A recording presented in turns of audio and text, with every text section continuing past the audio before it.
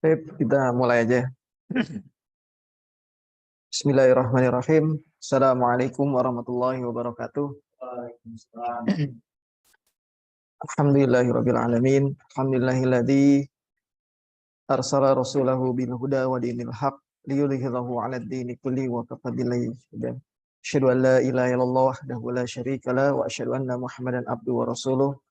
Allahumma shalli ala sayyidina Muhammad wa ala ali sayyidina Muhammad. Asyhadu an la ilaha illallah wahdahu la syarika la wa asyhadu anna Muhammadan abduhu wa rasuluh. Para peserta kelas Lampung Al-Quran Center atau Lampung Siro Center yang insya Allah dirahmati Allah Subhanahu Wa Taala. Tama-tama marilah kita panjatkan puja serta puji syukur kita kepada Allah Subhanahu Wa Taala atas berkat rahmat, hidayah serta nikmatnya kita masih diberikan kesehatan oleh Allah Subhanahu Wa Taala untuk menempuh insya Allah menuntut ilmu. Salah satu nikmat yang Allah anugerahkan kepada kita semua, sebaik-baiknya nikmat adalah dipergunakan dengan cara kebaikan. Dan salah satu cara terbaik untuk memanfaatkan nikmat yang Allah berikan adalah dengan cara kita talabul ilmi, menuntut ilmu yang sifatnya itu bermanfaat bagi dunia, lebih-lebih bagi akhirat kita kelak. Karena dunia ini menjadi sarang atau sebagai ladang atau sebagai tempat untuk bercocok tanam yang nanti kita akan panen di hari kiamat nanti di akhirat kelak. Sehingga ilmu apapun itu, baik yang sifatnya ilmu duniawi ataupun ilmu yang sifatnya syar'i, yang sifatnya lebih ke mendekatkan ke agama, itu alangkah baiknya kita terus pelajari, kita terus perdalam agar manfaat hidup kita itu tidak hanya sekedar ulaika kal an'am balhum adol, tidak hanya sekedar binatang ternak seperti binatang ternak gitu kan, karena Allah menggambarkan seperti itu, bangun tidur, kemudian kalau binatang ternak kan gitu ya, bangun tidur, nyari makan, kemudian senggol sana senggol sini. Ya antum kalau ngeliat kambing atau sapi atau apapun lah binatang ternak, ayam kan siklus hidupnya hanya seperti itu, bangun cari makan, kalau udah kenyang nanti tanduk sana tanduk sini gitu kan, kawin setelah itu tidur lagi, besoknya bangun lagi. Nah kita jangan sampai yang diibaratkan oleh Allah gitu, ulaika kal an'am, jangan sampai seperti itu. Oleh karena itu memaknai hidup ini harus penuh dengan ilmu, harus dengan kebermanfaatan. Karena Nabi Adam pun kan diajarkan dengan ilmu ya. Diperkenalkan oleh Allah dengan berbagai macam nama-nama benda, kemudian berbagai macam ilmu. Itu yang membuat Nabi Adam itu punya kedudukan yang lebih besar atau lebih tinggi dibandingkan makhluk-makhluk Allah yang lainnya. Oleh karena itu kembali, agar nikmat yang Allah anugerahkan kepada kita tidak sia-sia, tidak kufur nikmat, maka kita maksimalkan untuk menuntut ilmu. Salawat serta salam tidak lupa tercurahkan kepada Nabi Muhammad SAW, juga pada keluarganya, para sahabat-sahabatnya, para penerusnya, dan semoga kita istiqomah menjadi umatnya yang mencintainya dan terus mempelajari seluk-beluk kehidupannya, yang terus mempelajari segala berbagai macam riwayat-riwayatnya, riwayat hidupnya, bahkan mengambil ibroh dari kehidupan beliau. Salah satunya ya dengan kelas ini, dengan kelas sirah ini. Kelas sirah ini bukan hanya sekedar sakofah ya, bukan hanya sekedar pengetahuan yang hanya kita ketahui, cukup hanya kita ketahui. Namun kelas sirah ini kami desain agar kita tuh tidak kehilangan pegangan. Kita coba desain agar ini tuh riwayat hidup Rasulullah, riwayat hidup manusia terbaik, dan bagaimana beliau membuat atau membentuk generasi terbaik sehingga disebutkan sebaik-baik generasi. Ya udahlah, soalnya saya kemarin kesalahan saya. Jadi saya bilang ada ada kartunya nggak itu? Ada, tapi kartu dia rupanya ngisi di tempat dia. Berapa ngisi tuh dia? Di Pak Jatuhnya. Bagaimana kita mempelajari Rasulullah karena beliau menjadi generasi di tangan beliau lah terbentuk generasi terbaik. Kita bisa mempelajari nabi-nabi sebelum Rasulullah, Nabi Musa, Nabi Ibrahim, bahkan nabi-nabi yang lainnya, gitu, Nabi Isa. Namun kelengkapan riwayat yang pertama, kemudian yang kedua metode bagaimana mengembangkan atau membentuk umat itu belum semaksimal yang bisa dibentuk oleh Rasulullah SAW. Nabi Musa, contohnya Nabi Musa itu kita tidak menafikan keistimewaan Nabi Musa, namun Nabi Musa itu belum sanggup untuk membentuk umat terbaik. Bukan salahnya Nabi Musa, tapi generasi ketika itu belum mampu untuk menjadi generasi yang terbaik. Nabi Ibrahim juga seperti itu. Bahkan Nabi Ibrahim pun sendirian gitu. Ya mungkin sama keluarganya kan, sama Nabi Ismail dan juga mungkin Nabi Lut dan segala macamnya. Namun umat yang dibentuknya belum terbentuk secara baik gitu, seperti itu. Nah, sebaik-baik generasi kan generasi Rasulullah dan para sahabat. Oleh karena itu patutlah kita pelajari segala seluk-beluknya agar kita mengambil ibroh semaksimal mungkin untuk kita bisa terapkan dalam kehidupan kita. Kita terapkan dalam kehidupan kita, keseharian kita, dan bisa memaknai hidup ini. Artinya memaknai hidup ini tuh kita sebagai umatnya bukan hanya kita tahu Rasulullah lahir tahun gajah, tanggal sekian, kemudian istrinya Khadijah, kemudian nanti anak-anaknya seperti apa, kemudian membentuk berdakwah seperti apa. Namun lebih dari itu kita mampu melaksanakan atau mampu mengambil inti saripatinya agar nanti kita terapkan dalam kehidupan kita gitu. Walaupun berbeda jauh jaraknya 1444 sekarang 45 tahun Hijriah yang lalu gitu. Namun ya kita analisa dan kita coba ambil ibrohnya agar kita mampu menerapkan dalam kehidupan kita sehari-hari. Baik, saya screen dulu. Ini.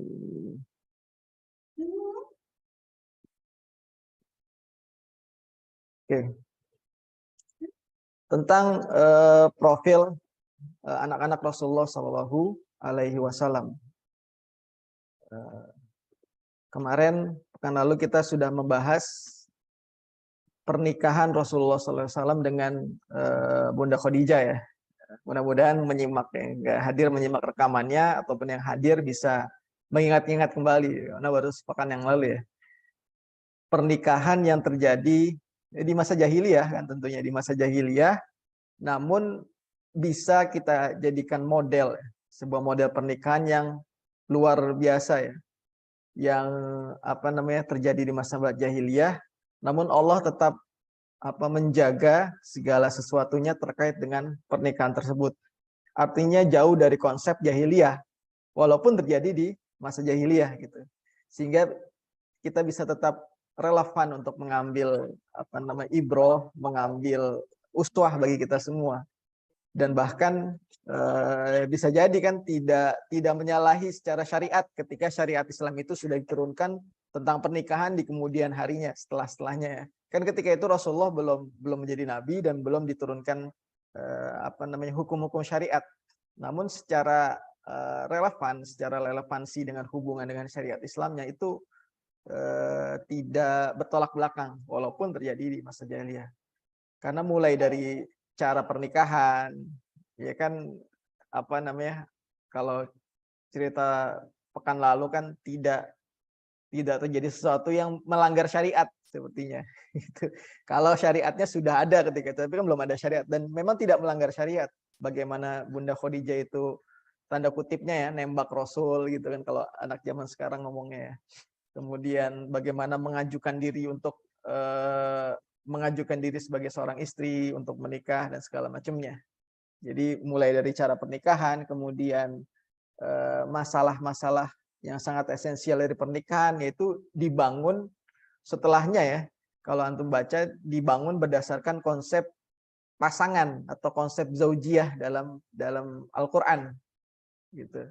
Mereka sebagai pasangan yang landasannya adalah masing-masing pihak menerima kehadiran pasangan sebagai kebutuhan atas panggilan dan tujuan dari nilai hidup yang mereka jadi dasar atau fitrah.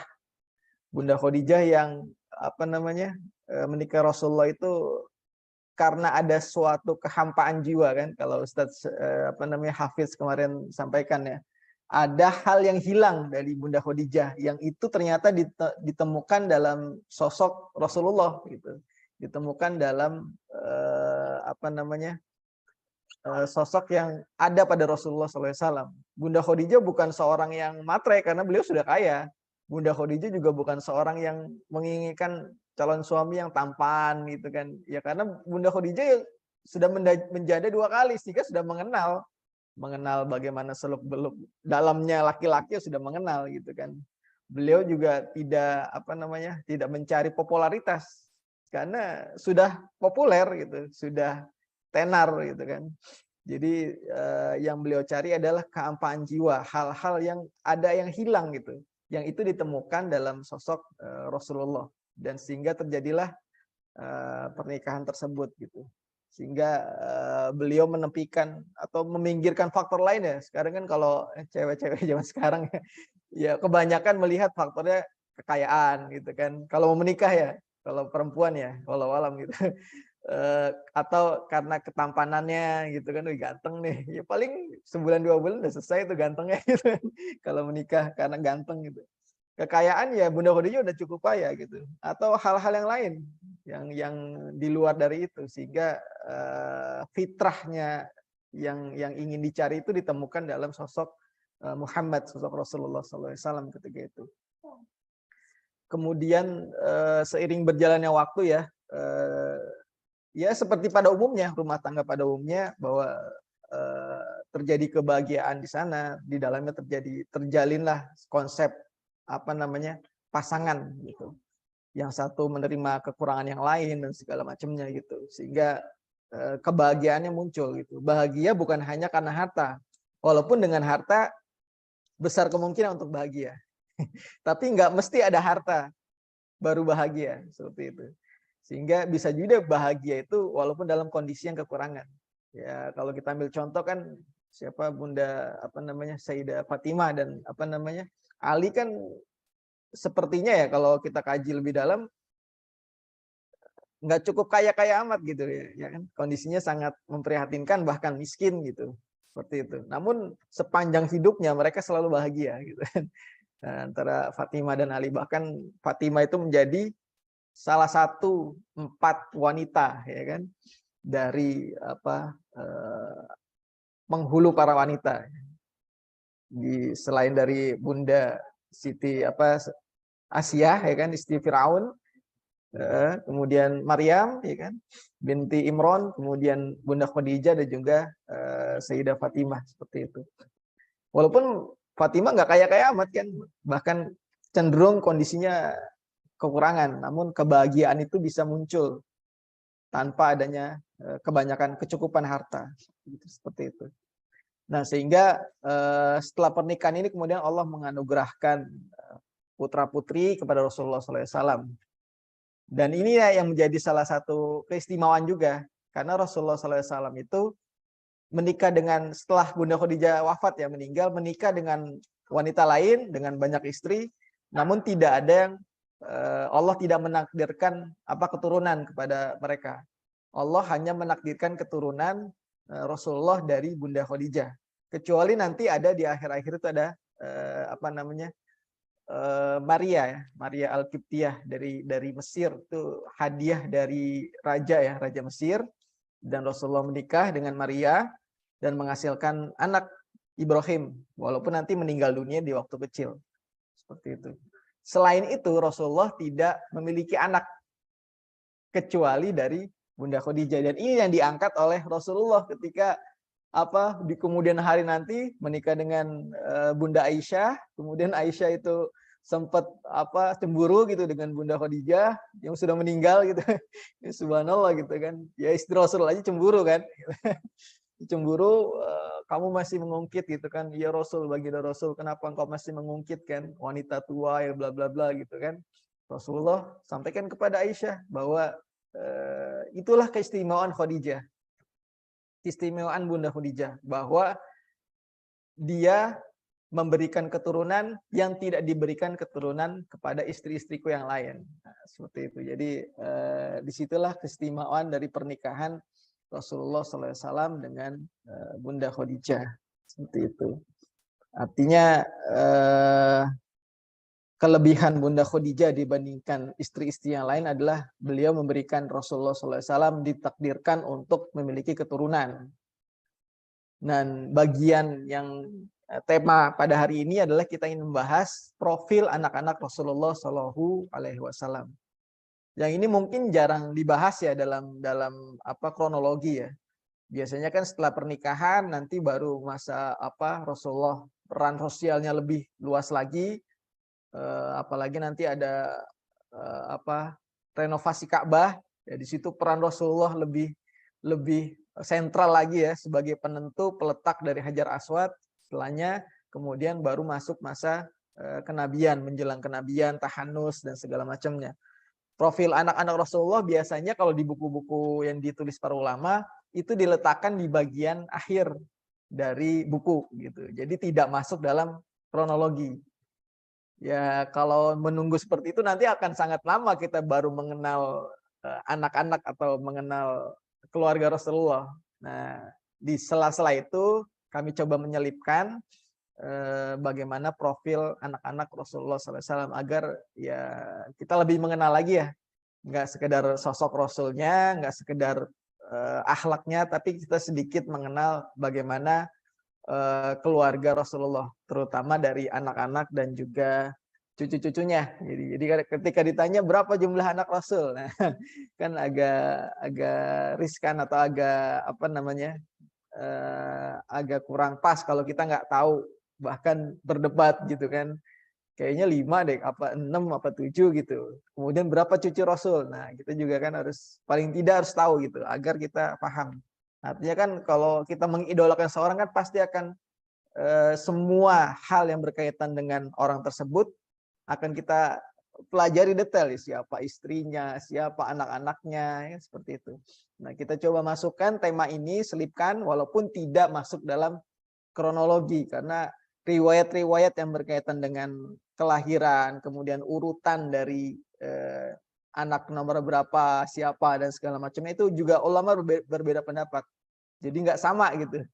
Jadi bisa jadi urutan nomor 1 di ulama A, nanti urusan anak ini ternyata urutan nomor kesekian di ulama yang lainnya, seperti itu. Sehingga kami pikir ini materi yang perlu kita kenalkan lebih awal gitu. Selain dari buku-buku yang biasa ditulis itu biasa ditaruh di bagian-bagian akhir tentang profil keluarga Rasulullah SAW. Dan juga yang perlu kita patut ketahui, saya katakan tadi, bahwa ada banyak keterangan-keterangan yang lumayan banyak gitu terkait dengan data yang berbeda. Bahkan bukan hanya urutannya, bahkan jumlah anak Rasulullah pun ada yang mengatakan berbeda gitu. Dari yang kadang kita pahami. Yang biasa kita kenal kan anak Rasulullah ada 6 gitu. Ada yang mengatakan 7, ada yang mengatakan 8, bahkan ada yang mengatakan hanya 5, 4 dan segala macamnya. Karena perbedaan-perbedaan inilah sehingga ya yang kalau baru belajar sirah mungkin agak kaget ya. Kok beda gitu? Ya inilah namanya sejarah, banyak banyak perbedaan, banyak riwayat sehingga tidak sama gitu. Kalau sudah sering belajar sirah pasti akan menemukan beberapa perbedaan-perbedaan dari beberapa ulama tentang jumlah anak Rasul dan juga urutan kelahirannya. Seperti itu. Jadi tidak mesti sama semua. Makanya nanti jangan ya, kita sering menyampaikan ya. Saya Ustadz Hafiz atau Pak Eko sering menyampaikan jangan membuat soal yang sifatnya itu perdebatan gitu. Artinya perbedaan pendapat para ulama. Misalnya kapan Bunda Khadijah menikah dengan Rasulullah, di usia berapa? Kan berbeda-beda kemarin dijelaskan oleh Ustadz Hafid ya. Kemudian juga tanggal berapa Rasulullah SAW dilahirkan. Nah, dulu itu kita sudah bahas ya. Ada yang 12 Rabiul Awal, ada yang 10 dan segala macamnya. Walaupun yang populer yang terjadi di kita tanggal 12 dan segala macamnya. Termasuk dari nama anak-anak Rasulullah SAW gitu. Karena ada perbedaan, beberapa nama kadang dikenal ini sebenarnya satu sosok nama dengan satu sosok orang anak dengan berbeda julukan gitu. Tapi ada juga yang mengatakan enggak, ini anak Rasulullah ada sekian namanya fulan fulan fulan seperti itu. Nah, itu perbedaan para ulama. Mereka mengatakan biasa gitu. Para ulama mengatakan hal-hal yang berbeda itu biasa, dan itu sudah dikenal gitu di kalangan ulama-ulama sirah bahwa terjadi perbedaan pendapat dari nama, kemudian jumlah, bahkan susunan anak pertama siapa, anak kedua siapa, dan seterusnya. Oleh karena itulah kita ulas. Barangkali nanti teman-teman kalau di sini kita bahas ada 6 gitu kan, misalnya 6 anak Rasul, barangkali nanti menemukan ada jumlah anak Rasulullah itu lebih dari 6 gitu di buku lain. Jangan bingung nanti kok tempo hari di kajian LSC anak Rasulullah 6, ini kok ada 7. Nah, itu perbedaan gitu. Karena para ulama mengambil jalur-jalur yang berbeda, dan itu tidak perlu diperdebatkan kan, karena tidak menambah keimanan kita ataupun mengurangi keimanan kita gitu. Hanya sebagai pengetahuan dan juga nanti bisa dijadikan landasan. Jadi pertanyaan lagi kan, sekarang masih ada nggak keturunan Rasulullah? Kan ada yang memperdebatkan itu di beberapa podcast ya. Memperdebatkan ada nggak sampai sekarang keturunan Rasulullah gitu kan, seperti itu. Para habib, para sayyid dan segala macamnya. Nah, itu yang kita harus tahu, pendekatan para ulama berbeda menjelaskan hal ini. Sehingga jangan bingung nanti kalau menemukan hal-hal lain yang berbeda di antara nama-nama anak Rasulullah, keturunan Rasulullah, bahkan jumlahnya seperti itu. Nah, para ulama berbeda pendapat tadi kaitannya dengan jumlah dan segala macamnya. Bisa jadi mereka dalam menyebutkan nama anak Rasulullah itu ada yang sesuai urutan, ada juga yang hanya menyebutkan namanya saja, tidak sesuai urutan kelahiran. Nah, ini kadang ulama belakangan mengambil kesimpulan ternyata ini sesuai urutan Rasulullah, sesuai urutan dengan kelahiran. Padahal ketika dulu para ulama sirah yang awal-awal itu hanya sekedar menuliskan nama ataupun menuliskan nama anak Rasulullah, bukan berdasarkan jumlah urutan kelahiran. Namun kayak ulama-ulama seperti Imam Nawawi, kemudian Ibnu Qayyim, kemudian Ibnu Hajar, Ibnu Katsir dan lain sebagainya, itu mencoba menganalisis bagaimana siapa yang duluan lahir, siapa yang belakangan setelahnya dan setelahnya gitu. Sehingga tersusunlah urutan kelahiran berdasarkan analisa mereka. Jadi bukan berdasarkan, karena dulu kan belum ada namanya akte kelahiran atau bukti lahir dan segala macamnya gitu. Sehingga ini jangan bingung nanti kalau terjadi perbedaan pendapat di kalangan buku-buku sirah yang kita baca antara buku satu dengan buku yang lainnya. Seperti itu. Nah, ini urutan ya. Urutan kita ambil 2 pendapat yang lumayan masyhur ya. Walaupun ini juga ya ada perbedaan lah. Yang pertama itu dari Al-Baihaqi. Anak Rasulullah itu ada 6.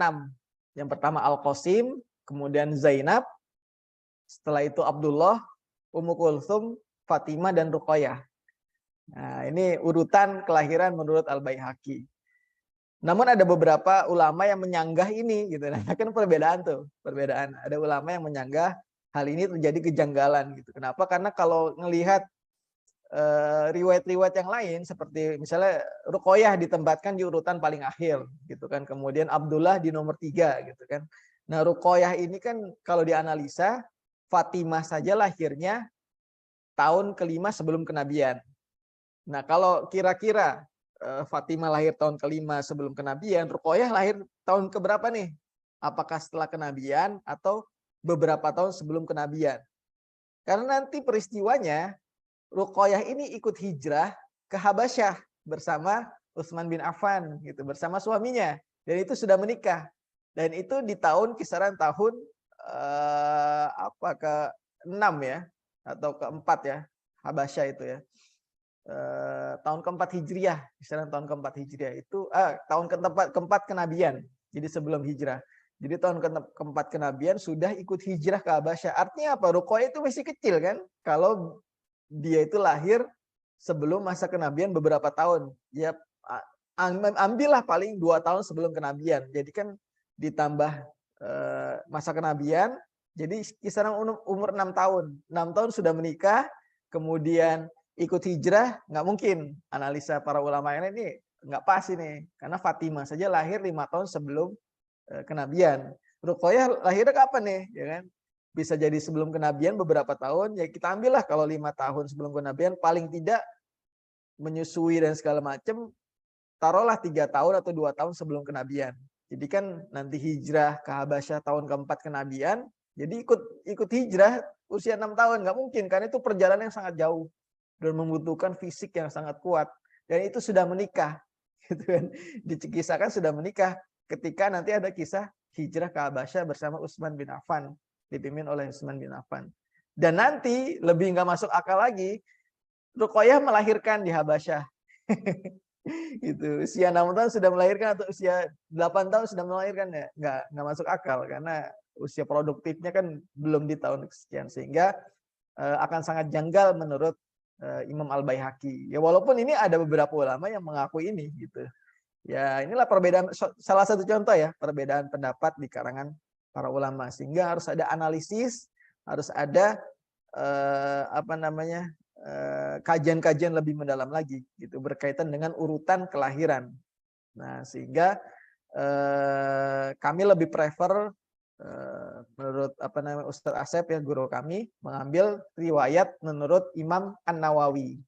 Ya, Imam An-Nawawi menyebutkan bahwa urutan kelahiran yang pertama Al-Qasim. Nah, makanya kan Rasulullah ini sepakat semua para ulama menyebutkan anak pertama Rasulullah Al-Qasim. Kenapa? Karena Rasulullah salah satu populernya selain nama Muhammad itu disebut Abdul Qasim. Biasanya, nah ini kunyah. Nama kunyah itu nama panggilan ya, nama panggilan kehormatan sebenarnya.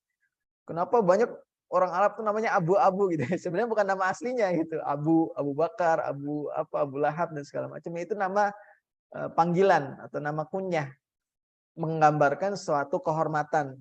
Ya samalah kalau antum sudah punya anak, nanti kan di bapaknya siapa gitu kan, bapaknya Muhammad, bapaknya Ibrahim gitu kan, seperti itu. Ya sama aja kalau Arab ini namanya Abu gitu atau Abbal gitu, Abbal Qasim, Abu atau Abba. Kadang kan di Indonesia juga kadang manggil abah gitu kan, bapak gitu kan, bapaknya berarti kan. Seperti itu. Nah, ini sepakat para ulama, Al-Qasim anak yang pertama. Kemudian setelahnya adalah Zainab. Nanti kita bahas satu-satu ya. Kemudian Ruqayyah anak yang ketiga, Ummu Kulthum keempat, Fatimah kelima, yang terakhir ada Abdullah. Dan nanti setelah Bunda Khadijah meninggal sampai nanti masa dakwah penyebaran Islam, baru Rasulullah dihadiahi, yang tadi disebutkan, dihadiahi salah seorang budak gitu kan dari Mesir, Muqawqis, namanya Maria Al-Qibtiyah. Dan Rasulullah punya anak juga dari situ. Walaupun nanti meninggal dunia gitu kan, Ibrahim. Ya, Ibrahim itu meninggal dunia ketika umur ya paling 6 tahun atau ya masa balita lah, seperti itu. Setelah itu tidak punya anak lagi, tidak ada selain dari Bunda Khadijah dan juga Maria Al-Qibtiyah, Rasulullah tidak memiliki keturunan lain gitu. Itu yang dijelaskan oleh para ulama. Sehingga inilah analisa dari Imam An-Nawawi tentang urutan kelahiran dari anak-anak Rasulullah Shallallahu Alaihi Wasallam. Nah, kita mulai dari Al-Qasim. Nah, Al-Qasim ini adalah putra pertama dari Rasulullah Shallallahu Alaihi Wasallam. Al-Qasim ini nama yang tidak populer sebenarnya di kalangan bangsa Arab, apalagi di kalangan keluarga dari Rasulullah SAW dan juga Bunda Khadijah. Di Bani Hashim dari Rasulullah SAW tidak umum nama ini, tidak ditemukan, baik itu dari Bani Hashim ataupun dari Bani Bunda Khadijah, Bani Asad bin Abdul Uzza. Nah, ini nggak ada nama ini. Biasanya kalau orang Arab itu namanya muter-muter di situ aja. Nah, lahir nama, ini namanya nanti namain kakeknya lah, gitu kan, siapa gitu kan, kayak gitu. Seperti itu. Jadi nggak, tanda kutip nggak kreatif lah.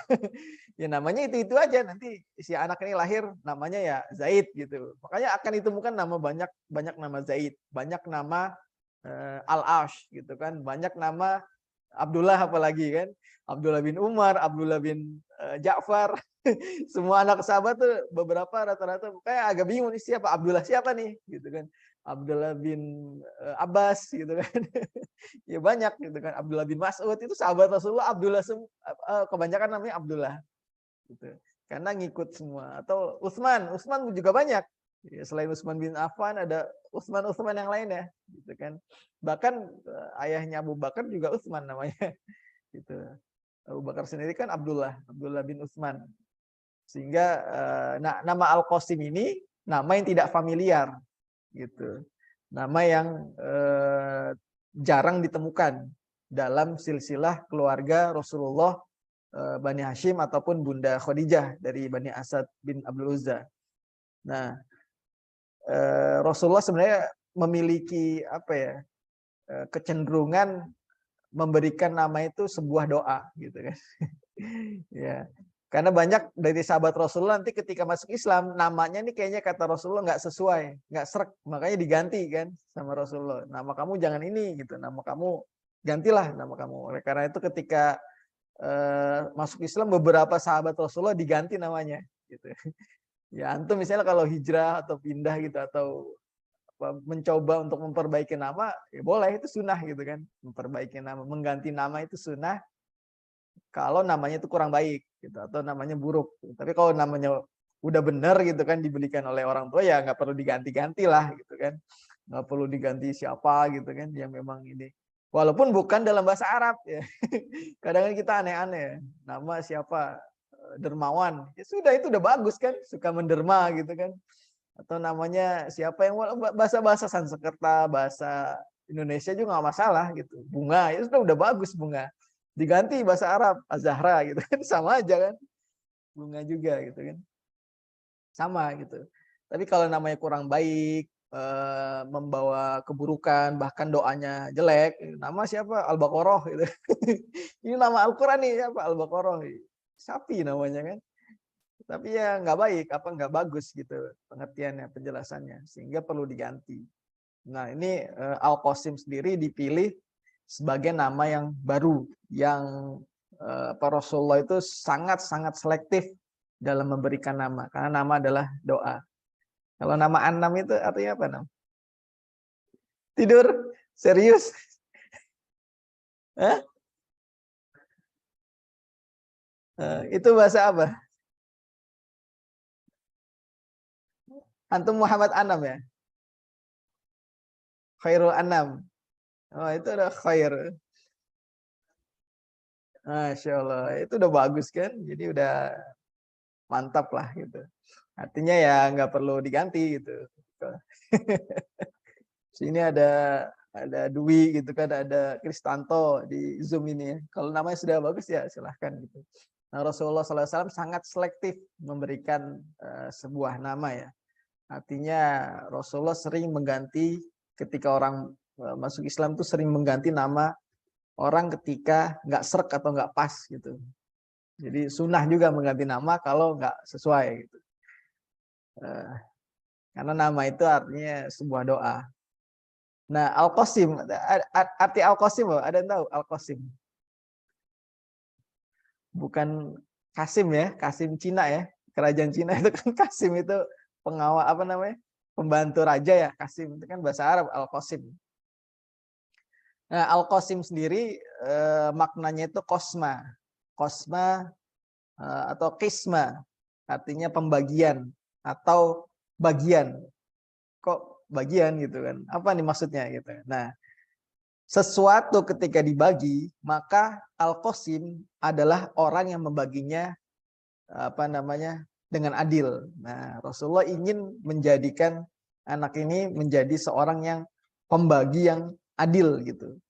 Al-Qasim berhubungan dengan sifat keadilan, kemudian apa membagi dengan sama besarnya, sesuai gitu kan. Kemudian sifatnya tidak zalim dan segala macamnya. Sebagai suatu sikap bagaimana atas apa yang diterima Allah itu sudah terbagi dengan adil. Artinya nanti ini ada kisahnya nanti, ataupun sifat yang diberikan kepada orang lain untuk membagi secara adil. Ada suatu perkataan Umar bin Khattab ya, ketika beliau menjadi khalifah nanti di suatu setelahnya ya beliau menjadi suatu khalifah, beliau menyebutkan nama Al-Qasim. Nah, Umar bin Khattab ini yaitu ketika kekayaan negara Islam ketika itu, jadi kan berkembang pesat ya, kemudian masa kemakmuran itu terjadi di masa Umar bin Khattab kan, bahkan Umar itu memberikan tunjangan, kalau istilahnya sekarang bansos lah, tunjangan setiap tahunnya kepada rakyatnya, bansos. Kalau sekarang kan bansos diberikan kepada rakyat yang kurang mampu ya, sama presiden gitu, sama pemerintah. Kalau zaman Umar enggak, bansos itu diberikan kepada seluruh rakyat yang ada di wilayah kekuasaannya, baik itu yang kaya maupun yang miskin gitu, baik itu yang berkemampuan ataupun tidak. Nah ini ketika kekayaan negara itu sangat luar biasa melimpah, maka kata Umar bin Khattab, al-mal malullah, harta kekayaan negara ini ada pemiliknya, yaitu Allah Subhanahu wa taala gitu. Jadi bukan nggak ada pemiliknya. Kalau kita kan menerjemahkan apa sih kekayaan negara? Kekayaan bangsa gitu kan. Ya, yang ada di muka bumi ini gitu. Ada yang di bumi Indonesia ini apa gitu. Artinya sumber daya alamnya yang sangat luar biasa. Itu kan potensi kekayaan negara yang bisa dimanfaatkan oleh negara sebenarnya. Bisa dimaksimalkan untuk kesejahteraan rakyat. Di undang-undang kan gitu juga ya. Segala sesuatu redaksiannya saya kurang tepat ya, segala sesuatu yang memiliki kekayaan negara dimanfaatkan sebesar-besarnya untuk kemakmuran rakyatnya, seperti itu. Konsepnya sudah benar sebenarnya. Sesuai dengan syariat Islam kan, para pendahulu kita sebenarnya udah paham ini. Membuat undang-undang dasar itu sudah sesuai dengan konsep Islam, sesuai dengan apa yang dikatakan oleh Umar bin Khattab, al-mal malullah, kekayaan negara, potensi negara yang dimiliki itu hartanya milik Allah. Dan harus dimanfaatkan untuk rakyat gitu. Dijelaskan al-mal malullah wan nas iyalullah, dan rakyat adalah tanggungan Allah. Artinya bagaimana ketika menjadi memiliki kekayaan negara ini dimanfaatkanlah sebaik-baiknya, sebesar-besarnya untuk kemakmuran rakyat gitu. Jadi sikap pemerintah ketika itu, sikap Umar sebagai pemerintah itu bagaimana kekayaan negara ini melimpah ini bukan sekedar milik penguasa, bukan hanya sekedar milik 1-2 orang. Kalau sekarang kan enggak ya. Berhektar-hektar tanah itu milik 1-2 orang. Potensinya sangat luar biasa, itu dikuasai oleh ya pengusaha-pengusaha yang inilah yang dekat gitu kan dengan pemerintah. Nah, Umar itu memposisikan harta kekayaan negara itu milik Allah. Jadi makanya kalau ada bantuan dari pemerintah, bantuan sifatnya langsung BLT gitu, ada segala macamnya, itu sebenarnya harusnya dimanfaatkan karena itu hartanya Allah, harusnya dimanfaatkan sebaik-baiknya. Karena tanggung jawabnya nanti kita pakai dananya Allah gitu kan. Hartanya Allah, bukan harta yang sifatnya nggak bertuan, nih nggak ada yang punya nih, udah kita pakai-pakai aja gitu. Nggak seperti itu, karena kekayaan negara ini konsepnya adalah milik Allah. Al-mal malullah wan nas iyalullah. Rakyat dalam negara itu tanggungan Allah. Sehingga setiap yang, makanya ada ayat ya di Al-Qur'an, wa ma min dabbatin fil ardi illa ilallahi rizquha. Segala yang melata di muka bumi ini dijamin gitu kan rizkinya oleh Allah Subhanahu wa taala. Nah, nggak mungkin kan penjamin ya yang Allah sudah menjamin segala sesuatu yang melata ini sudah dijamin rezekinya oleh Allah. Tapi dalam teknisnya kan nggak serta-merta Allah menurunkan malaikat mengetuk setiap rumah gitu kan. Ini ada duit nih, ayo makanan nih buat kamu dari Allah gitu, enggak kan. Tapi melalui tangan-tangan penguasa rizki rakyat itu diberikan kan gitu. Ketika kekayaan negara ini melimpah, harta di muka bumi ini banyak, gitu kan, potensinya bisa dimanfaatkan, adanya penguasa, adanya pemerintah yang mengelola harta itu semua untuk diberikan kepada rizki itu diberikan kepada masing-masing orang gitu kan, masing-masing rakyat gitu kan, setiap rakyat gitu kan, tanggungan Allah gitu. Nah, di sini posisi penguasa seperti itu harusnya gitu kan, mengelola negara dengan sebaik-baiknya untuk memberikan kemaslahatan kepada rakyat. Sekarang kan terbalik tuh. Ya, apa namanya, kita bayar pajak gitu kan. Jadi kita menghidupi negara sebenarnya kan. Ya, tuh inilah sisi lain lah gitu. Nah, kemudian dilanjutkan oleh Umar bin Khattab. Wa innama ana qasim. Dan sesungguhnya aku yang memberikan kekayaan milik Allah kepada tanggungan Allah. Aku yang mengatur, membagi dengan sangat adil. Karena posisi Umar ketika itu sebagai Amirul Mukminin. Makanya ada kata-kata wa innama ana qasim. Dan sesungguhnya sayalah yang diberikan wewenang oleh Allah, yang diberikan diberikan kekuasaan oleh Allah untuk amanah oleh Allah untuk membaginya secara adil. Wa innama ana qasim, dan akulah yang akan membaginya dengan adil seperti itu. Maka dari situ Umar memberikan tunjangan yang sangat luar biasa gitu kan kepada rakyat setiap tahunnya. Bumi. Nah. Disitulah Umar memberikan nih kayaknya. Udah bawa. Disitulah pemerintah ketika itu Umar memberikan bertanggung jawab mengelola kekayaan negara untuk sebesar-besarnya kemakmuran rakyat. Dan dari situlah konsep adanya BUMN. Konsep BUMN sudah ada sejak zaman Umar, itu sudah ada. Pengelolaan kekayaan negara itu dikelola dengan sebaik-baiknya, diusahakan hasil dari usaha itu untuk kemakmuran rakyat. Jadi kalau sekarang ada BUMN kemudian rugi, ya ngapain gitu ada BUMN kan gitu kan. Ada usaha-usaha gitu kan, ada 10 kita punya usaha gitu, toko lah, warung gitu. 9-nya untung, 1-nya rugi. Ini 1-nya mau dipertahankan nggak? Pujo nih punya toko banyak nih. Ya misalnya tokonya di mana-mana nih, ada di pasar Waihalin, di pasar ini, di pasar itu gitu. Nah ternyata ada toko yang sangat sepi, bener nggak ada yang bahkan kosnya lebih besar gitu untuk bayar karyawan, bayar listrik segala macam. Setelah dianalisa, ini rugi terus gitu. Ya ngapain dipertahankan kan? Ya ini aja kan, dibubarkan aja itu kan. Toko itu gitu, fokus ke 9 toko yang lain gitu kan. Nah itu konsep BUMN dalam kacamata Umar. Nah, sekarang kan ada BUMN malah rugi gitu kan, jadi malah jadi beban rakyat. BUMN itu subsidinya dicabut, kemudian pajaknya ditingkatkan dan segala macamnya. Nah itu penjelasan, ya, saya ingin menjelaskan tentang Al-Qasim seperti itu.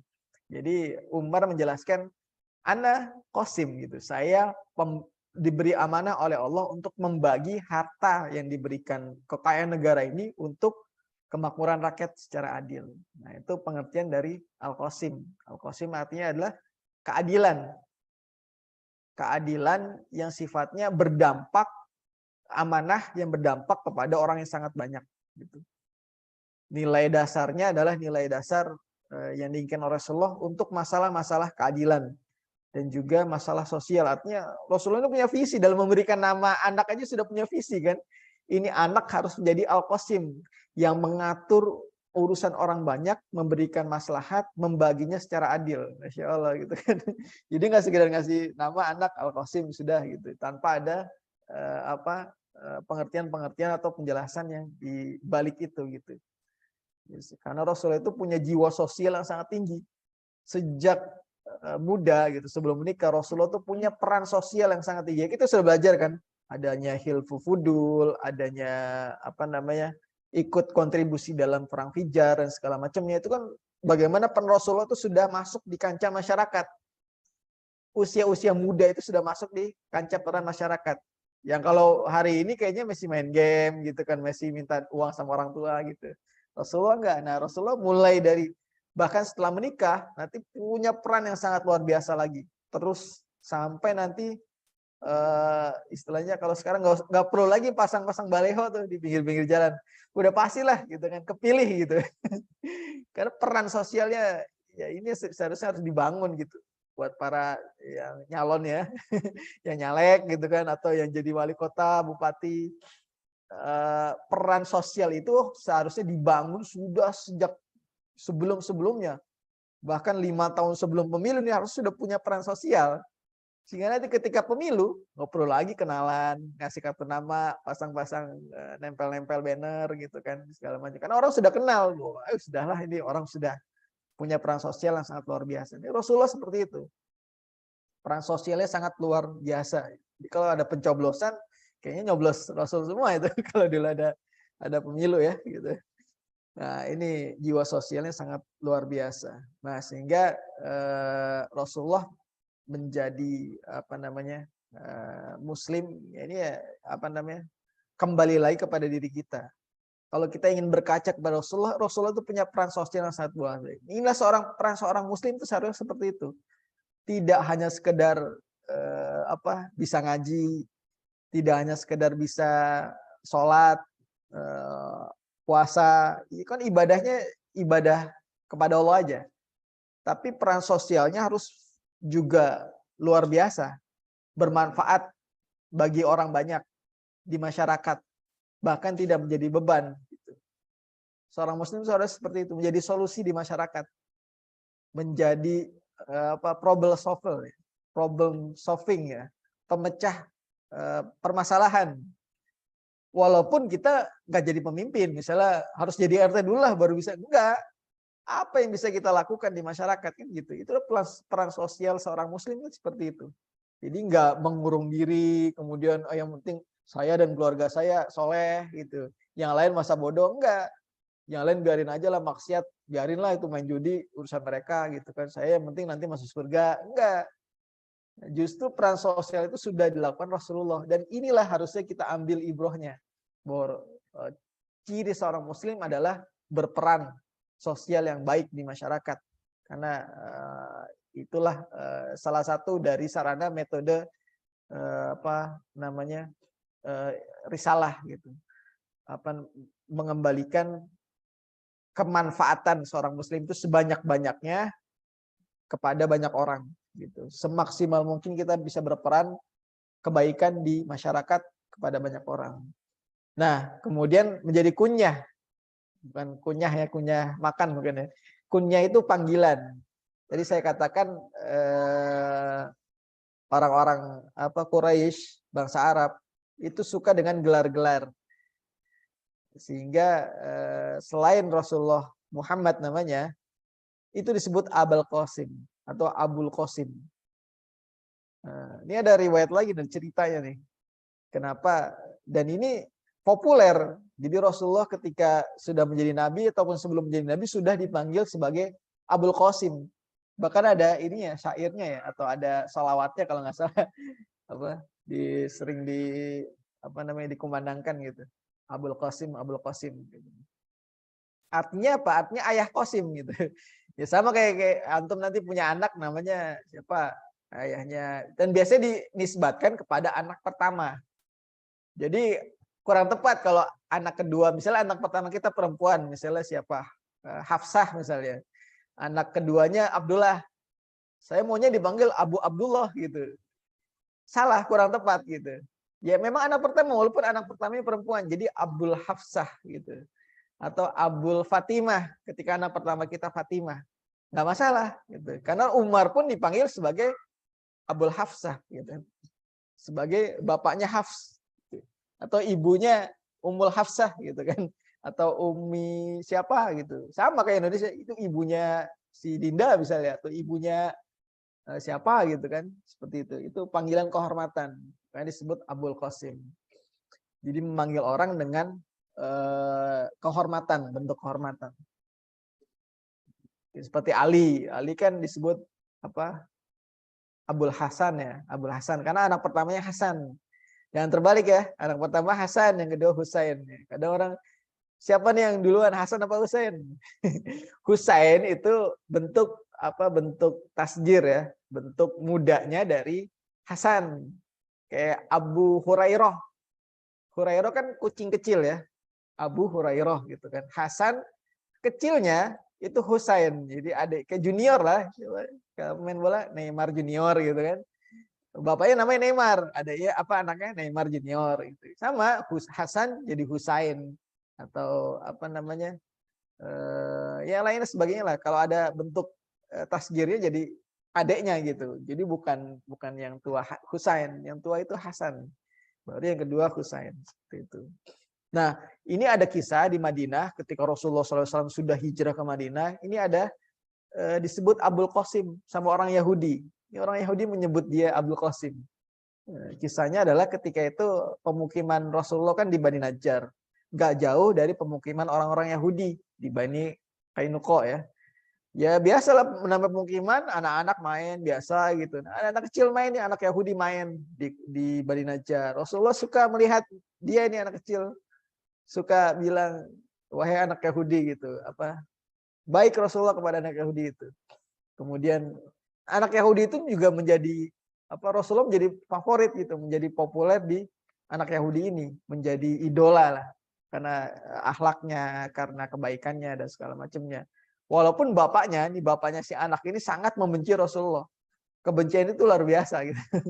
Nggak main-main, bahkan suka menghina dan segala macamnya walaupun tidak main fisiknya karena ada ketentuan gitu kan di apa namanya di Piagam Madinah gitu. Ada kesepakatan. Nah, suatu ketika anak ini nggak terlihat gitu. Ketika permainan nggak terlihat. Rasulullah nanya, kemana anak Yahudi yang biasa main ini di main bola atau main apa lah kalau sekarang gitu ya, main apalah gitu ya. Ternyata lagi sakit. Rasulullah menjenguk. Masya Allah, ini anak Yahudi dijenguk sama Rasulullah. Gitu. Bayangkan kalau antum jenguk anak pendeta gitu, gimana? Jarang-jarang kan ya, jenguk tetangga aja jarang-jarang gitu kan, apalagi anak non Muslim, misalnya anak siapa gitu kan sakit, dijenguk, didatengin ke rumahnya. Dan ternyata sakitnya sangat parah, luar biasa, sampai Rasulullah SAW melihat anak ini sepertinya umurnya nggak panjang. Kemudian Rasulullah bilang ke anak ini, sepertinya engkau tertarik kepada Islam, engkau mengidolakanku, engkau sangat sepertinya ingin masuk Islam. Oleh karena itu kata Rasulullah, terimalah aku sebagai nabimu. Ini di depan bapaknya nih, di depan bapak yang tadi sangat benci kan. Masuklah ke dalam Islam, berimanlah kepada Allah, gitu kan. Niscaya aku akan menjadi hujah nanti di hadapan Allah, akan bersaksi engkau ini seorang yang orang yang masuk Islam gitu, seorang Muslim. Ya mendengar kata-kata itu, bapaknya ini kan melihat anak ini udah nggak berdaya, udah umurnya kayaknya nggak panjang lagi nih, udah merasa iba, apalagi anak ini mengidolakan Rasulullah. Tapi kan namanya anak harus ikut bapaknya kan, mau masuk Islam cuma takut sama bapaknya gitu kan. Ya segala macam, takut diusir apa segala macam gitu kan. Sehingga anak ini ngelihat bapaknya minta persetujuan. Ingin masuk Islam tuh minta persetujuan.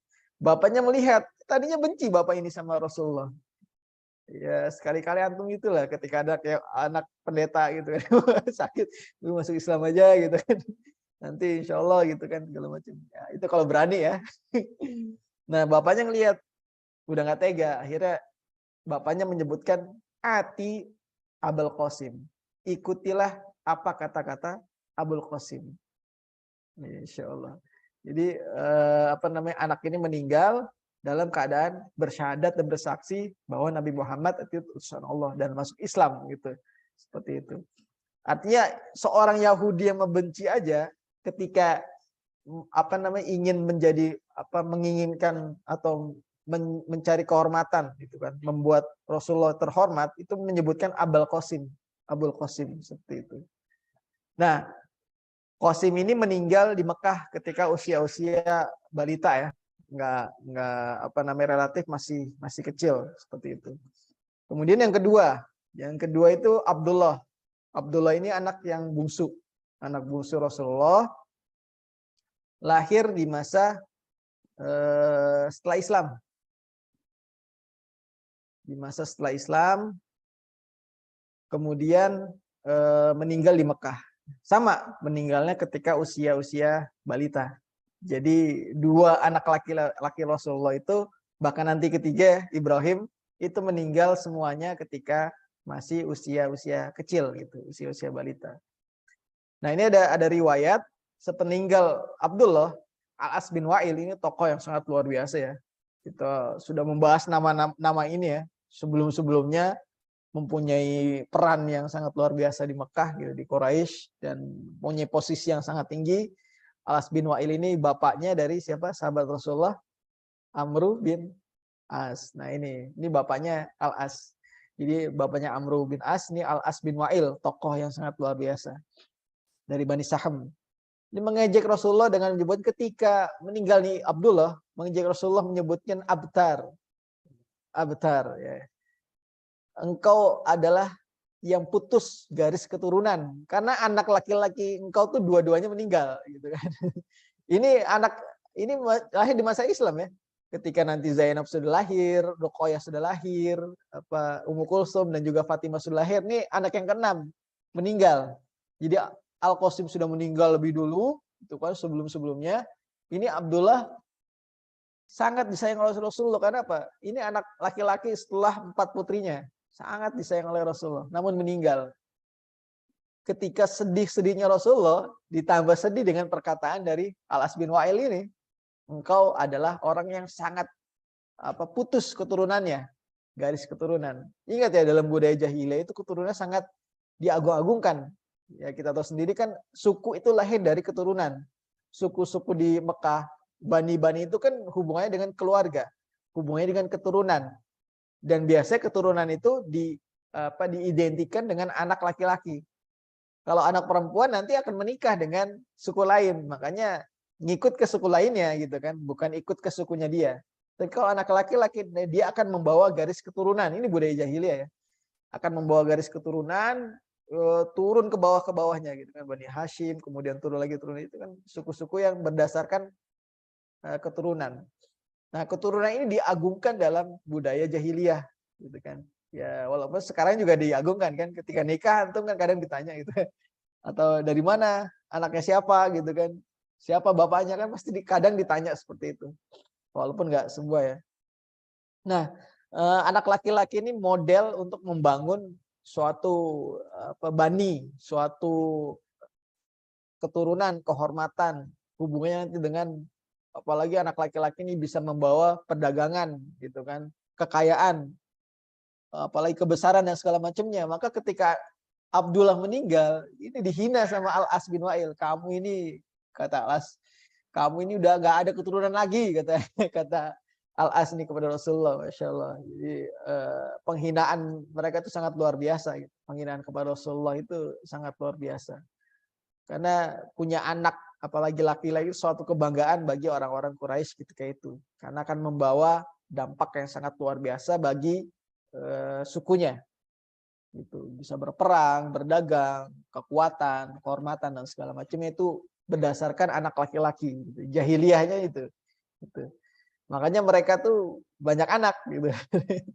Banyak anak. Bahkan Umar bin Khattab itu pernah berkata, berdoa ya, saya menikahi wanita gitu kan, berharap mendapat keturunan dari wanita ini gitu kan. Jadi memang banyak anak itu luar biasa gitu kan. Karena akan memperbanyak suku ya, memperbanyak jalur darah gitu kan, jalur keturunan seperti itu. Sehingga mereka senang kalau punya anak banyak gitu. Nggak tahu kalau sekarang 2 aja cukup kayaknya. Hah? Pujo targetnya berapa Jo anaknya Jo? Masya Allah 7 ya. Ya kalau target harus banyak. Tapi kalau dikasihnya kan walau alam ya. Gitu. Ya kalau target cuma 2 ya nggak usah ditargetin lah. Target harus banyak. Karena dengan banyak, ya masa Islam pun seperti itu. Ali bin Abi Thalib tahu anaknya berapa? Antum tahu anaknya berapa? Ali bin Abi Thalib itu. Wah, 2. Ada 30-an lebih anaknya dari 9 istri. Dengan berbeda-beda, artinya meninggal nanti menikah lagi gitu kan, seperti itu. Ini Ali yang miskin aja anaknya 30-an ya. Masya Allah. Ya, itulah.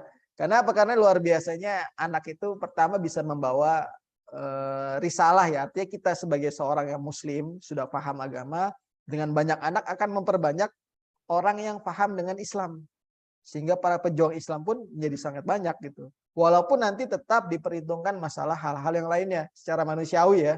Antum jangan cuma semangat banyak anak cuman nggak ngitung tuh gimana pendidikannya, gimana ngasih makannya, walaupun rezeki itu sudah jamin, tapi harus tetap diperhitungkan. Nah, itu jadi mereka senang dengan banyak anak, apalagi laki-laki ya, jahiliyah seperti itu. Kemudian Allah langsung membalas dengan menurunkan surat Al-Kautsar. Nah, ini salah satu asbabun nuzul ya, surat Al-Kautsar. Inna a'taina kal kautsar. Ya, apa Rasulullah itu antum itu apa? Sesungguhnya kami telah memberi kepadamu itu Al-Kautsar, gitu kan. Nikmat yang sangat banyak.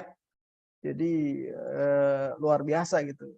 Ya mulai dari istri yang solehah ya kan, Bunda Khadijah, kemudian harta, kemudian apa ketenaran, kemudian semua orang itu menyanjung Rasulullah kan. Sebelum jadi nabi kan Rasulullah itu sangat populer. Jadi saya katakan nggak perlu lagi bikin-bikin banner kan. Kalau untuk nyoblos ya sudah sangat luar biasa digerali al-almin. Sudah sangat luar biasa karena nikmat, makanya disebut al-kautsar, nikmat yang sangat banyak. Kemudian fasholli lirabbika wanhar, maka dirikanlah salat dan berkurbanlah. Kemudian di ayat lahir inna syani'aka huwal abtar. Nah, ini ada kata-kata abtarnya, kata-kata yang alas bin wa'il gitu.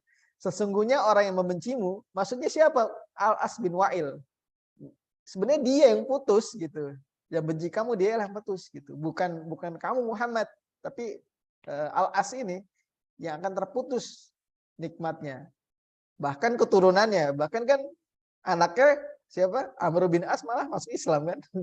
Seperti itu. Walaupun nanti masuk Islamnya jauh setelah hijrahnya Rasulullah sebelum Fathu Mekah. Seperti itu. Itu kisah dari Abdullah. Kemudian Zainab, kita bahas Zainab. Nah, ini Zainab ini putri tertua Rasulullah. Jadi setelah Al-Qasim, Zainab lahir gitu kan. Menikah sebelum masa Islam dengan Abu Al-As bin Robi. Nah, tadi kan Al-As bin Wa'il. Ini beda lagi nih. Abu Al-As bin Robi. Abu Al-As bin Robi. Siapa? Ada yang tahu Abu Al-As bin Robi? Ada tahu kisahnya nggak? Abu Al-As bin Robi. Seorang dengan keturunan yang sangat luar biasa. Ibunya itu Halah binti Khuwailid. Siapa Halah binti Khuwailid? Saudaranya Khadijah, ya Khadijah binti Khuwailid. Ini kemarin udah dibahas nih, Halah. Kayaknya kan ada siapa saudara-saudara Khadijah ada tuh kebaikan Ustaz siapa Hafiz yang menjelaskan. Ini keponakannya Khadijah kan. Jadi nggak masalah kan nikah sama sepupu ya kalau di sini ya. Berarti kan putrinya ini kan putrinya Khadijah. Zainab ini putri Khadijah. Al-As bin Wa'il putranya dari saudaranya Khadijah. Halah. Sepupuan kan? Berarti boleh menikah kan? Ya, boleh. Nah, iya. Antum banyak ya kayak gitu ya, keluarga antum ya? Enggak. Oh, orang Arab ya? Iya, karena untuk menjaga keturunan biasanya. Menjaga keturunan, menjaga darah seperti itu. Jadi menikah dengan keluarga dekat gitu, sepupuan. Jadi ini menikah dengan Abul As bin Wa'il, Abu As bin Robi gitu. Keponakannya Bunda Khadijah. Nah, sekitar 3 tahun setelah menikah dengan Khadijah atau 12 tahun sebelum Rasulullah SAW menjadi seorang nabi. Jadi Zainab ini menikah 3 tahun setelah Rasul atau 12 tahun sebelum Rasul sebelum menjadi seorang nabi. Jadi dinikahkan di bawah umur kalau sekarang bilang. Jadi usia 12 tahun Zainab ini dinikahkan dengan Abdul As bin Robi. Jadi usia dini ya menikahnya. Sama seperti Bunda Aisyah kan menikah usia-usia kecil ya sama Rasulullah SAW. Dulu biasa, sekarang aja yang jadi aneh gitu. Antum menikah sama anak usia 12 tahun jadi aneh sekarang. Ya kan bingung kan antum menikah sama murid antum gitu. Iya, Pak. Aneh kan? Zaman dulu enggak, zaman Rasul enggak. Bahkan ya jangan jauh-jauh lah ke zaman Rasul. Zaman nenek-nenek kita dulu, ya kan. Nikahnya muda-muda kan? Ya kan 12 tahun ya kan, 16 tahun sudah nikah gitu kan. ya biasa sekarang aja yang aneh jadi apa pelecehan seksual apa kemudian pedofil gitu kan. Enggak, zaman dulu enggak. Budayanya enggak seperti itu. Jadi jangan samakan.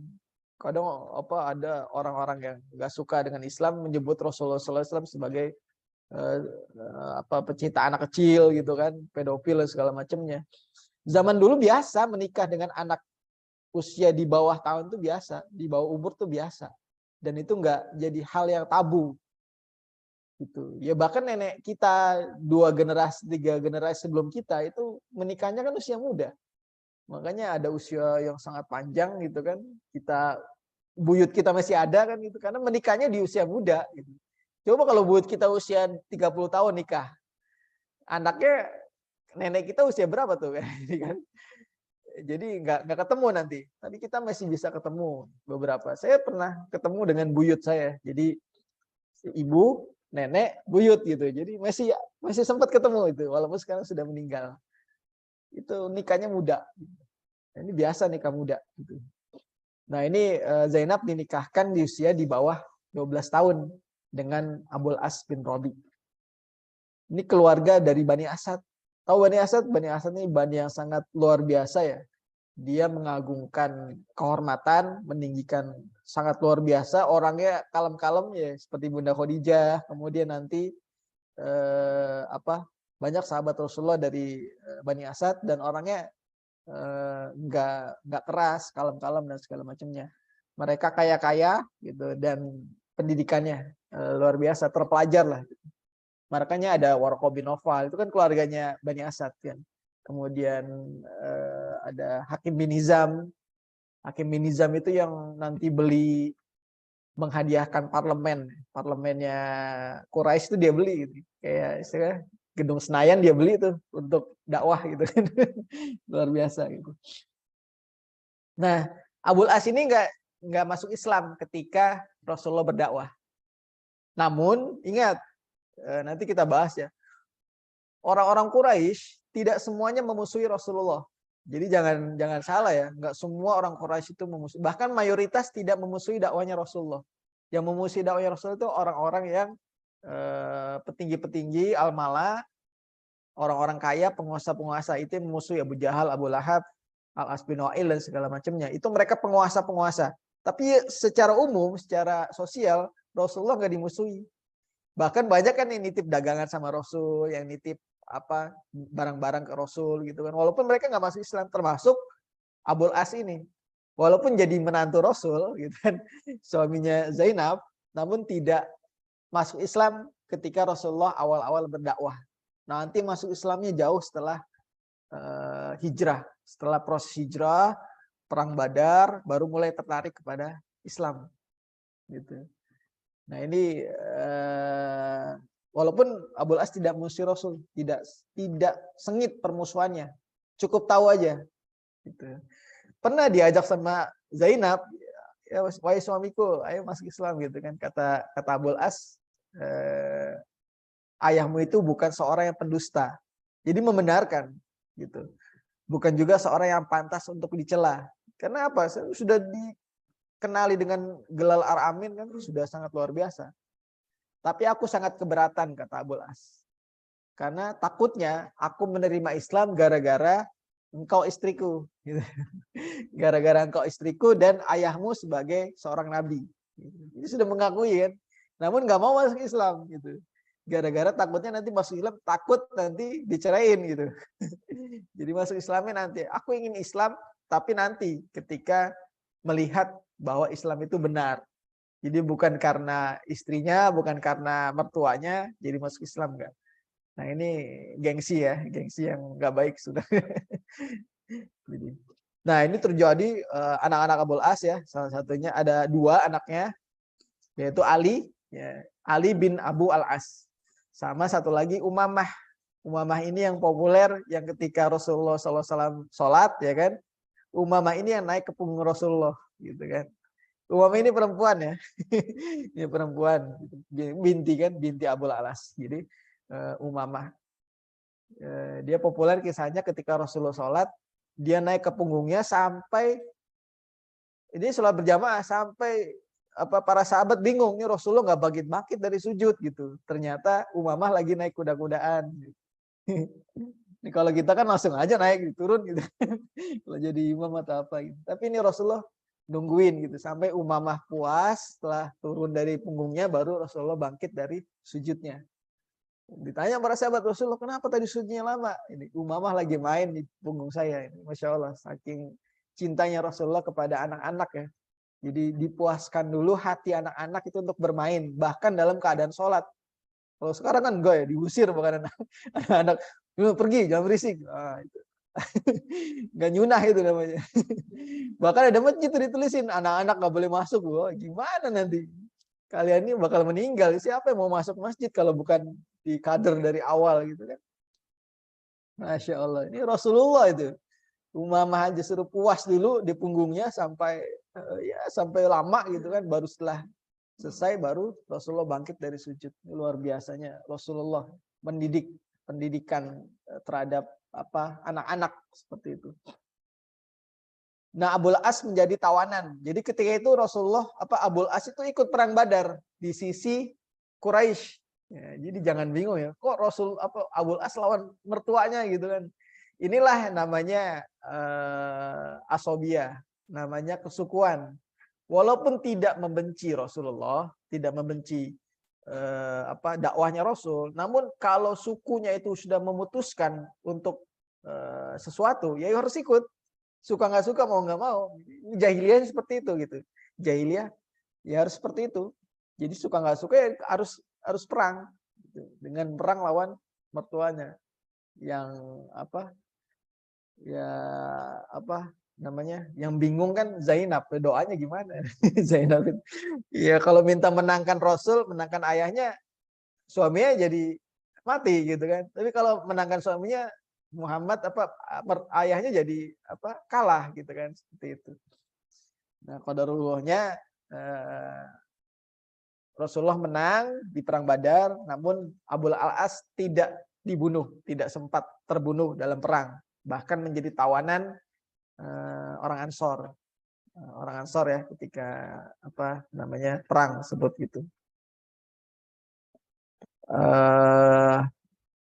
Kemudian berdebatlah Rasulullah dengan 3 sahabatnya, kan ada kisahnya seperti itu. Ini mau diapain tawanan-tawanan ini? Kata Abu Bakar, ya Rasulullah, mereka keluarga kita. Islam ini butuh penopang dan segala macamnya, sehingga ampunilah mereka. Harapan saya mereka ini menjadi Muslim, paling tidak mendukung gitu. Umar enggak, sama landasnya, Rasulullah ini keluarga kita gitu kan. Ini kalau keluarga aja macam-macam, gimana orang lain gitu, ya harus kita bunuh lah gitu. Tapi kata Rasulullah SAW mengambil pendapatnya Abu Bakar bahwa mereka diampuni dengan tebusan. Itu walaupun nanti ada turun surat ayat bahwa pendapat Umar lah yang benar. Namun ketika syura sudah dilaksanakan, sudah diputuskan, maka dilaksanakanlah bagaimana tawanan-tawanan Badar ini ditebus, sehingga Rasulullah Abul As ini, Zainab mengutuslah adiknya dari Abul As, Amr bin Al-As itu untuk menebusnya dengan kalung pemberian Bunda Khadijah. Nah, ini sangat menyentuh lagi kisahnya gitu. Rasulullah terpana melihat itu semua sehingga tidak jadi ditebus dengan kalung dari pemberian Bunda Khadijah kepada Zainab. Itu kisahnya. Kemudian selanjutnya adalah Ruqayyah. Ruqayyah ini putri kedua, menikah di masa awal Islam dengan suaminya Utsman bin Affan. Sebenarnya ini bukan suami pertama ya.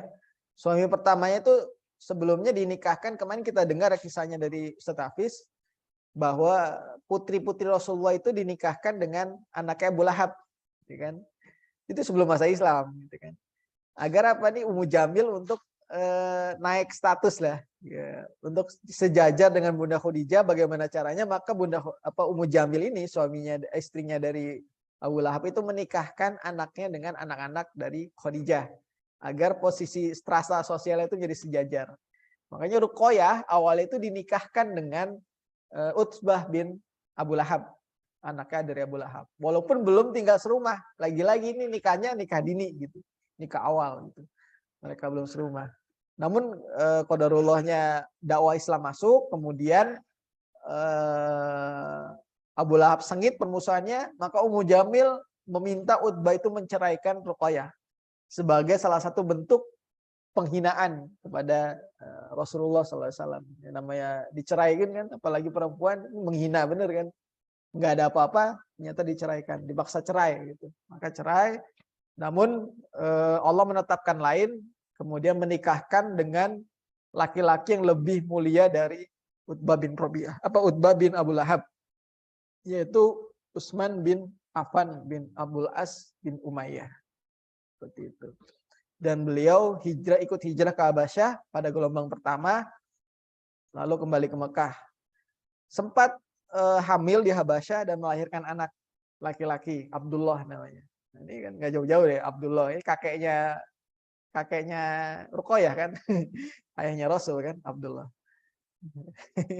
Abdullah, ya, makanya nama-namanya muter-muter ya di situ, Abdullah Zaid. Wah, ya itulah gitu orang Arab begitu.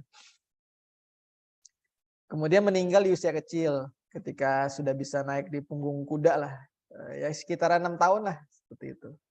Kemudian Ruqayyah ini wafat di tahun kedua Hijriah sesaat setelah perang Badar. Ya, makanya Utsman itu nggak ikut perang Badar. Tadinya mau ikut, sama Rasul bilang engkau nggak usah ikut, engkau jaga istrimu yang sedang sakit. Gitu. Walaupun nanti Utsman tetap dihitung sebagai alumni perang Badar dan mendapat ghanimah dari perang Badar. Itu Utsman. Walaupun nggak ikut perang, suruh jaga istri. Tadinya mau ikut perang, teman kata Rasul nggak boleh. Nah ini kisahnya sangat menyedihkan juga ketika Rasulullah bereuforia ya dengan kemenangan Badar. Kemudian sahabat itu pulang ke Madinah. Salah satu sahabat ingin mengabarkan bahwa pasukan kaum muslimin itu menang di Badar. Namun di saat yang sama, sahabat yang lain yang ada di Madinah itu baru pulang dari memakamkan Ruqayyah. Gitu. Jadi mau ngasih kabar gembira, cuman sedih juga gitu kan. Sedih juga bahwa Ruqayyah anaknya Rasulullah meninggal. Rasulullah itu sangat berat ujiannya. Mau seneng aja, mau seneng-seneng aja. Ini bisa ada kesedihan gitu. Bahwa putrinya itu meninggal dunia. Gitu. Jadi itulah ujian Rasulullah ya. Ujian yang sangat. Kalau kita kan gak gitu-gitu amat ya. Kita seneng ya seneng gitu. Nanti ada waktu yang sedih-sedih. Ini mau seneng aja ada sedihnya gitu Rasulullah. Nah kemudian yang selanjutnya Ummu Kulsum, putri ketiga Rasulullah. Nah, ini kemudian dinikahkan lagi dengan Utsman. Ya, Masya Allah Utsman nih. Ruqayyahnya meninggal, kemudian ada Ummu Kulsum dinikahkan kepada Utsman. Menikah di tahun ketiga Hijriah. Ini tahunnya menikah. Jadi Rasulullah menikahkan putrinya Ummu Kulsum, kemudian Umar itu menikahkan putrinya. Jadi Hafsah ya, Hafsah itu ditinggal oleh suaminya meninggal dunia. Kemudian Umar bingung mau nyariin suami nih buat anaknya. Datang ke Abu Bakar diem aja, nggak mau, nggak ada ini. Kemudian datanglah ke Utsman juga lagi nggak mau gitu. Jawab Utsman, saya belum mau untuk menikah lagi gitu. Kemudian datanglah ngadu ke Rasulullah. Umar ini, ya Rasulullah ini gimana lah Abu Bakar, saya mau nikahin anak saya kepada dia, nggak mau dianya. Ke Utsman juga gimana nih, kata Rasulullah bilang, ya Umar, Hafsah ini akan menikah dengan laki-laki yang lebih mulia dari Abu Bakar dan Utsman. Dan Utsman akan menikahi wanita yang lebih mulia daripada Hafsah. Nah, sehingga di tahun ketiga ini nikah semua nih. Rasulullah menikahi Hafsah, kemudian Ummu Kulsum dinikahi kepada Utsman, gitu kan. Dan Fatimah juga mulai serumah dengan Ali bin Abi Thalib. Jadi tahun ketiga ini tahunnya menikah orang penting. Walimahnya bareng tuh biasanya. Jadi Rasulullah, Fatimah, Ali, Utsman, Hafsah, itu nikah semua tuh di tahun ketiga ini. Dari pernikahan ini tidak ada memiliki anak. Kemudian Ummu Kulsum ini meninggal di tahun 9 Hijriah. Jauh nanti ya setelah dakwah Rasulullah di Madinah tahun ke-9 Hijriah bulan Sya'ban.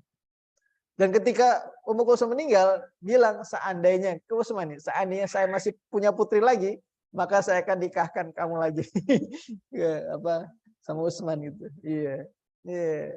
Mertuanya asik ya. Diserahan semua putrinya kepada Utsman. Jadi Rasulullah sangat sayang kepada Utsman. Sampai-sampai dua putrinya menikah. Kalau ada putri yang ketiga maka akan dinikahkan lagi. Cuman sayangnya Fatimah sudah menikah. Yang selanjutnya Fatimah, putri bungsunya Rasulullah SAW. Panggilan kunyanya yang populer bukan Ummu Hasan. Kalau Ali kan Abu Hasan. Yang populer itu Ummu Abiha, ibu bagi ayahnya. Masya Allah. Karena apa? Karena Fatimah ini yang merawat Rasulullah SAW. Sampai nanti menjelang Rasulullah SAW meninggal dunia. Tahun kedua Hijriah, dia menikah dengan Ali. Usianya 20 tahun. Ini rada-rada jauh ya dibandingkan yang lain ya. Menikah tahun kedua dan mulai serumah tahun ketiga Hijriah. Suaminya Ali bin Abi Thalib, anak-anaknya Hasan, Husain, Ummu Kulsum, dan Zainab. Nah kan anaknya lagi tuh. Nama anaknya Fatimah ya sama kayak nama bibinya kan. Ummu Kulsum dan Zainab. Gitu. Wafat tahun ke-11 Hijriah, 6 bulan setelah Rasulullah SAW wafat. Ya ada kisahnya. Jadi ketika Rasulullah hendak meninggal dunia, Fatimah dibisikin gitu. Kan Fatimah jenguk rumahnya Bunda Aisyah ya. Rasulullah di rumah Bunda Aisyah ketika sakit dibisikin. Nangis gitu. Nangis sangat luar biasa. Setelah itu dipanggil lagi Fatimah, dibisikin lagi. Bisikan yang kedua, Fatimah tersenyum. Aisyah nanya nih, bisikin apa gitu kan. Kepo Aisyah. Apa sih, bisikin apa sih? Aisyah nanya gitu kepada Fatimah. Rahasia gitu. Ya kalau nggak rahasia ngapain bisik-bisik kan? Namun Fatimah cerita setelah Rasulullah dimakamkan. Bisikan yang pertama, Rasulullah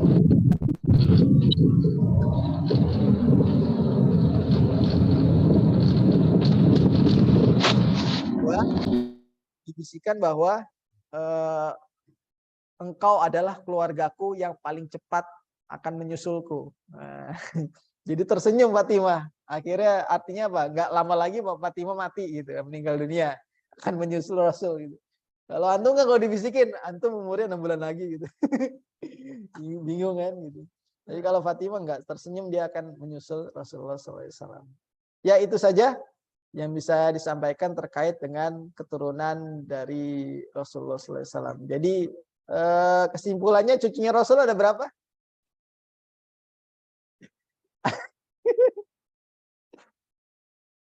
Ayo, ini kan menyimak nih, harusnya ada. Di Zoom ada berapa?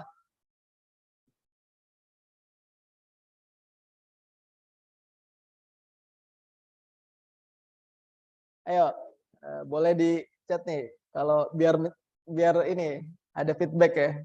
Jadi cucunya Rasul, kalau anaknya kan tadi 6 ya. 7 sama Ibrahim tadi kan. Cucunya Rasul ada berapa jadi? 9, siapa aja? Ya biar paham nih saya nih, untuk menyimak kan nih. Cucunya, bukan anaknya, cucunya. Nih dari Ali aja ada 4 ya kan? Dari Fatimah ada 4, Hasan, Husain, Ummu Kulsum dan Zainab. Dari Ruqayyah? Hah? 1 apa berapa? 1. Ummu Kulsum nggak ada. Dari Zainab? Nah 2. Jadi ada berapa? 7. Iya. Al Qasim ya anaknya lah. Ya 7 ya. 7. Nah, ada pertanyaan di Zoom nih. Antum ada pertanyaan nggak?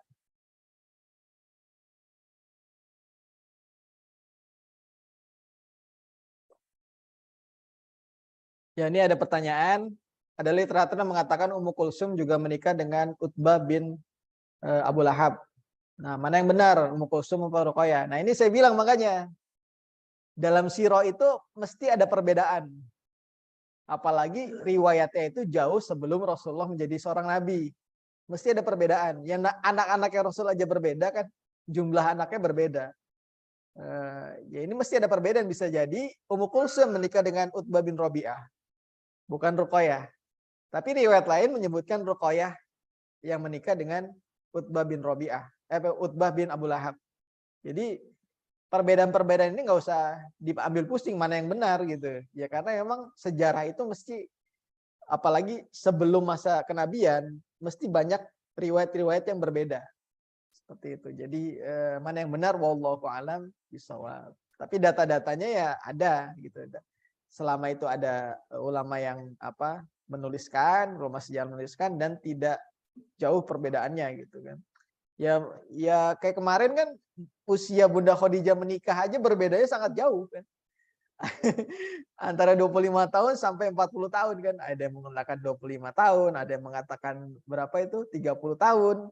Ada yang mengatakan 40 tahun. Mana yang benar? Wallahu a'lam bishawab.